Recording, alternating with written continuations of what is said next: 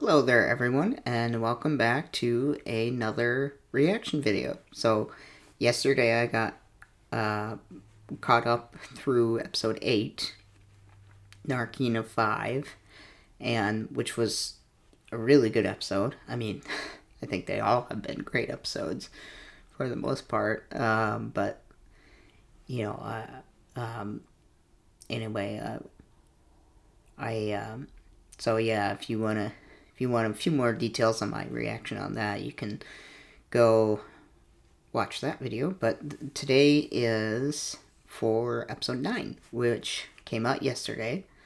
And, um, I've had maybe like one or two tiny things spoiled, but hopefully I'll still be surprised enough. I don't know. We'll see. I've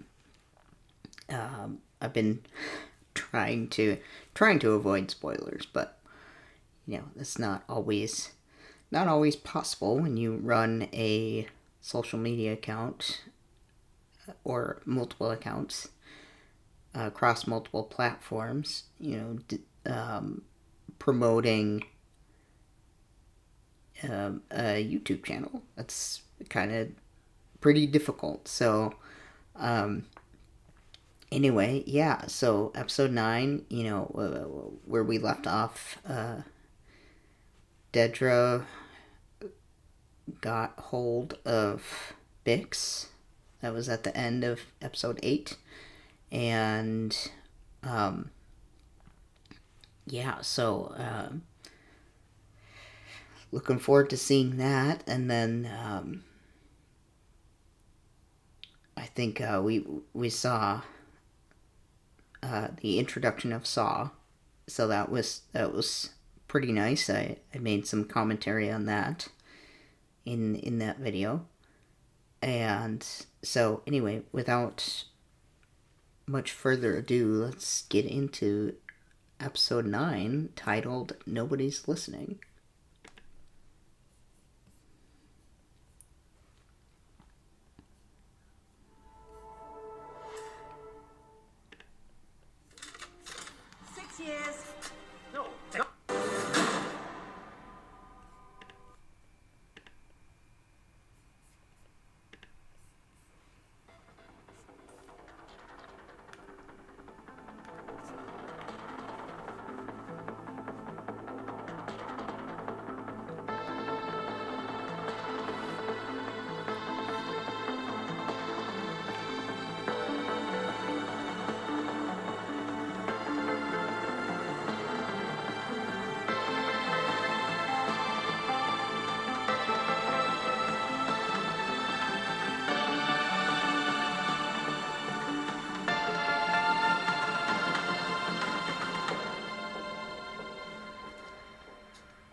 Starting off with torture scene.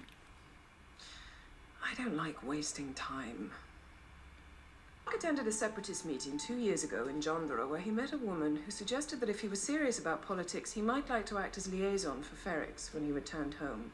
He was sent the fractal radio unit you used yesterday afternoon. I just want to say one thing that I really like about this show, is that, so this isn't, of course, the first time that they've mentioned the word separatist. And if anyone who watches the Clone Wars knows, and also Rebels a little bit too, um, of course, during the Clone Wars, it was the Republic versus the Separatists. Of course, it was really just Palpatine engineering a war so he could get take control eventually of the galaxy. Everyone, well, okay, not everyone, but that's been pretty clear to a lot of people, um, a lot of fans, and for a while you thought the show really did a good job of making you think that the separatists were evil, and then if and I think Bad Batch was good at kind of starting us down the path of thinking, you know, okay, the separatists really weren't necessarily bad people. And I guess now that I think of it, the Clone Wars, Mina Bonteri, who is Lux's mom, she wanted peace between the Republic and the Separatists. Of course, Palpatine had Dooku kill her, because that would obviously ruin his plans, or at least make them much harder to carry out. But I really like how this show is continuing delivering that mindset that, the Separatists, like, they weren't all bad people. Some of them were, like Newt Gunray and some others, but most of them weren't. Most of them were just pawns in the war, just like the Republic was. So I think that little mindset, just like, okay, try to unlearn the fact that you used to think that the Separatists were evil, when really it was much more complicated than that. So I really like that detail about this show. It's a very small one, but very, very important to the whole the whole franchise. So yeah, it's as Ahsoka, I think, once said, the politics of war are not as black and white as I once thought. And so, just really interesting because it's true. And I love how George Lucas started that whole mindset.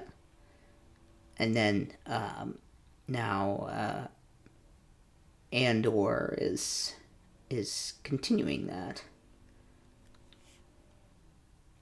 And Dave Filoni too, I think. With, Clone Wars Season 7. A worker is killed trying to win your freedom. Andor and the buyer escape together. That sounds to me like a nest of relationships. What would have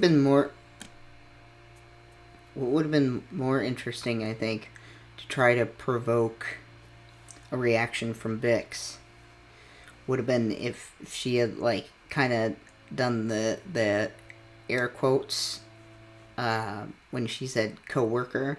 I'm not saying that she knows that Bix and Tim were romantically involved, but if she's this good an investigator, I mean, as if she is this smart as the show presents her to be, then I honestly wouldn't have any problem with her knowing that, or at least suspecting it. And so I think that would have been much more interesting for her to kind of insinuate the whole, like, romantic relationship part, not just simple co-workers. But I mean, whatever, it's minor detail. Well, what's important for our purposes here today is that the massacre of the Dies and Knights was broadcast and recorded as proof of mission. They make a sound as they die, a sort of choral, agonized pleading. Let's just calmly discuss the freaking genocide of an entire people that was recorded for, I don't know, these fascist imperials to watch and laugh. It's like, Jesus. Freaking dark. This dude just, like, doesn't seem to give a shit. Like anything anyone has ever heard before.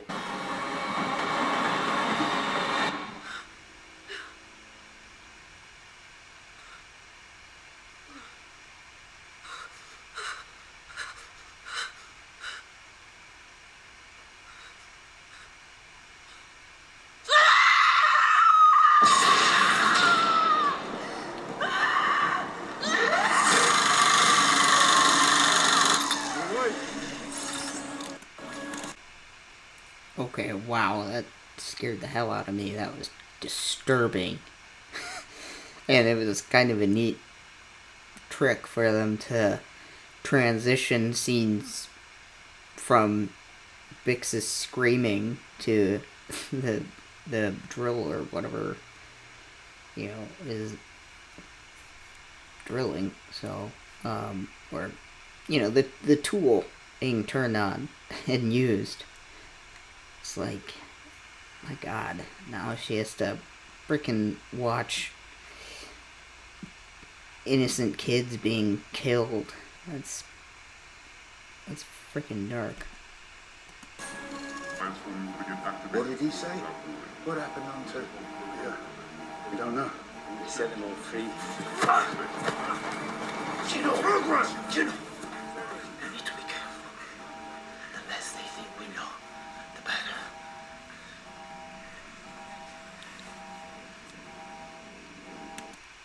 So, my question is Kino kind of on board with escaping with him? I mean, because now they've heard that, I guess, like, a bunch of guys got fried, which I assume means killed. That's like a code word. I think that means killed. So, now I think he's afraid, and so I think he's kind of on Cassian's side now and wanting to escape. So, good for him. Hold your program! Tighten up and listen! It's a rumor! Maybe it's true. Maybe it's not. We have heard nothing. It's just another day, another shift. So let's keep our mouths shut, keep our heads down, until we know what's going on.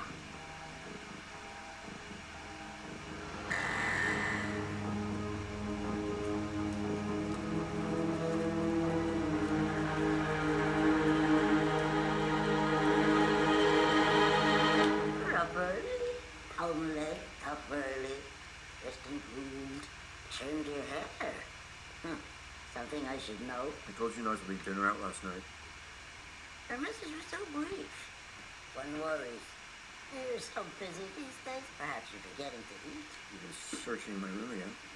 It's called cleaning. I like a tidy house. You've been in my private box. I have ways of knowing.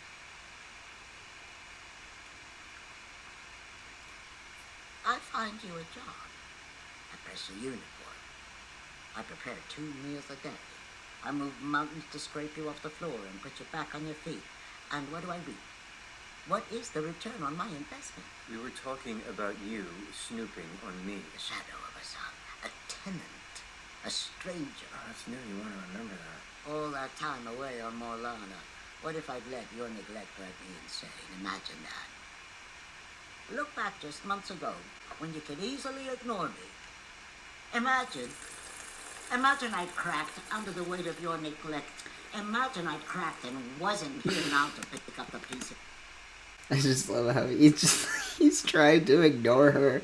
I don't entirely blame him, but he's just like slurping his cereal. Crunchies, is it called? I think, like, I don't know, two or so weeks ago when we first saw the cereal. I think, like, the official Star Wars Twitter account called them Crunchies, and so that's what people have been going with now. Oh my god, I swear by the end of this season he's gonna snap and, like, throw her out the window or something. Wasn't on my list of things to do. You need a widower at this point. Who's left of any value at your age? Yes, all the good ones are taken. Damn it, Perrin, stop being so... I hate this man. I hate this man with every fiber of my being. He just, like, is one of the, like, worst people on the show, and the show has frickin' mentioned, like, the likes of, like, Emperor Palpatine, which, okay, technically, A, he hasn't been shown, and B, he's, of course, way worse, but it's like, oh my god, Perrin, stop. Stop this. Like, stop being so, like, making me want to punch you. Your smug little face.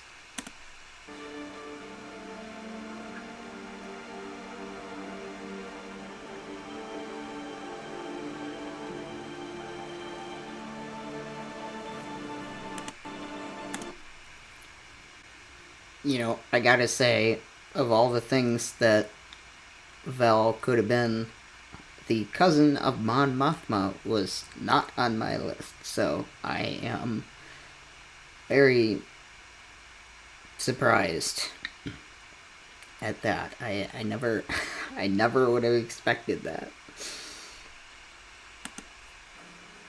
I realized that life was worth living. I realized that if nothing else, there was justice and beauty in the galaxy, and if it just kept going. Perhaps my deranged belief that there was something better fated for me in the future was a dream worth clinging to. I could have your... Wow, this dude, he's like, I love you.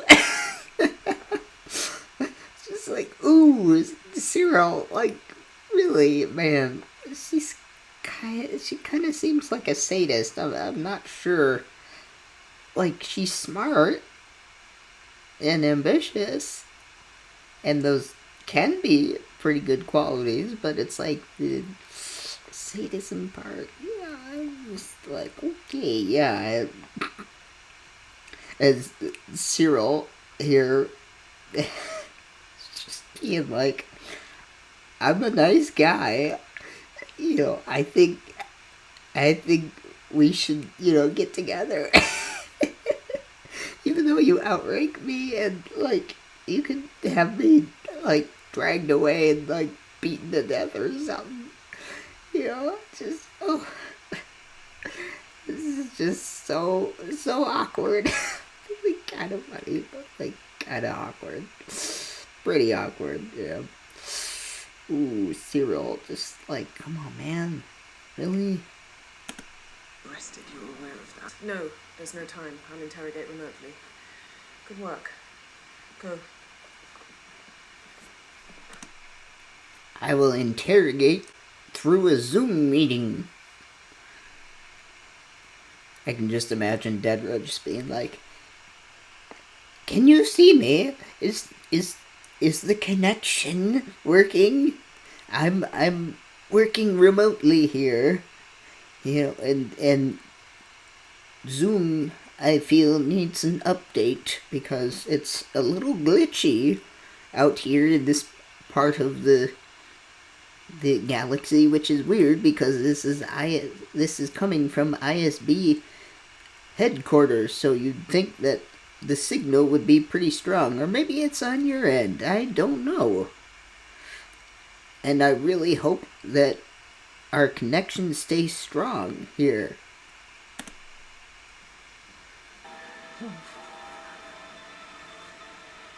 I think Olaf's gonna die.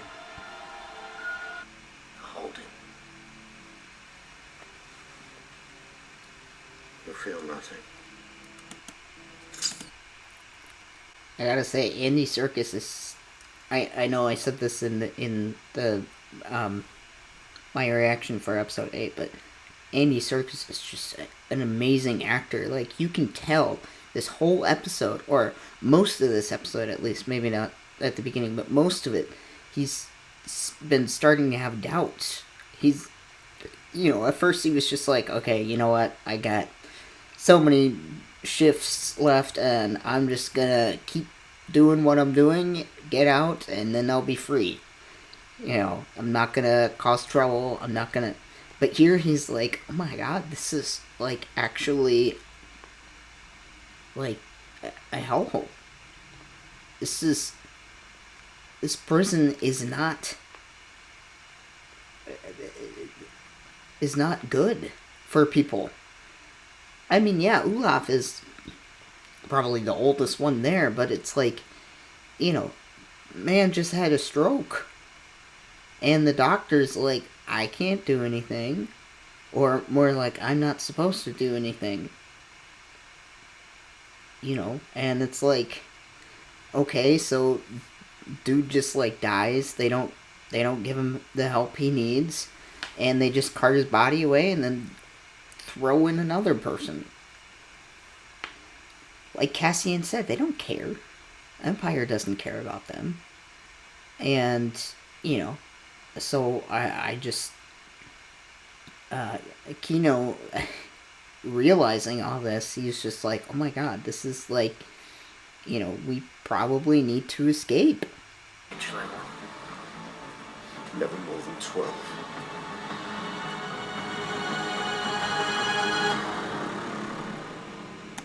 Someone said on Twitter that the last two lines of this episode were really good.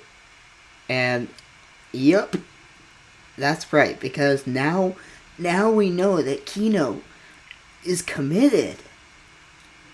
I mean, this doctor is like, okay, none of you are like ever getting out of here now. I mean, like, because of the new legislation, they're cracking down. These prisoners are probably have life sentences now. And so, or at least, they work until they drop dead, like Olaf did. And it's like, oh my god.